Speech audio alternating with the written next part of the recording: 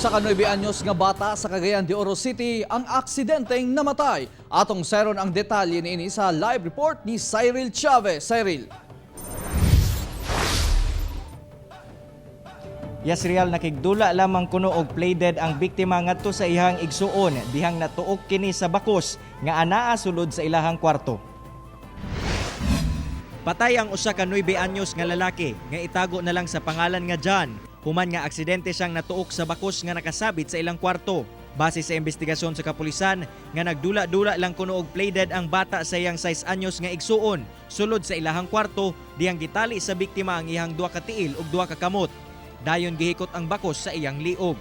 Nakita pa sa 16 anyos nga iyan sa bata ang panghitabo ug nadala ang bata sa ospital apan gideklara kining dead on arrival. Sa pakiginabi sa kapulisan sa inahan sa biktima, posible kunong gisundog sa bata ang mga nakita niini nga mga eksena sa telebisyon o internet. Dili gayud mag-awat kung unsa ang ilang makita. I-guide na to kung unsa. Pahimangnuan na to atong mga anak nga mag-amping dili magduwa sa makadelikado nga mga dula labi na kaning paghikot-hikot. Sumala pa sa City Psychosocial Division sa Cagayan de Oro LGU nga labing importante nga mabantayan ang mga bata bisan anaa sulod sa mga panimalay. Importante sab kuno nga kanunay silang kamustahon sa ilahang mga ginabati. So ang ilang kinahanglan is interest, attention. So ato nang mahatag pinaagi sa pagpangutana.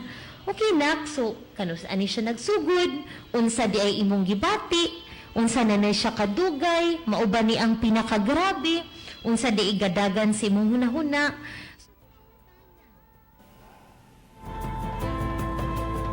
Real karumbulana lamang nakatala na og 2 ka mga child suicide cases ang syudad.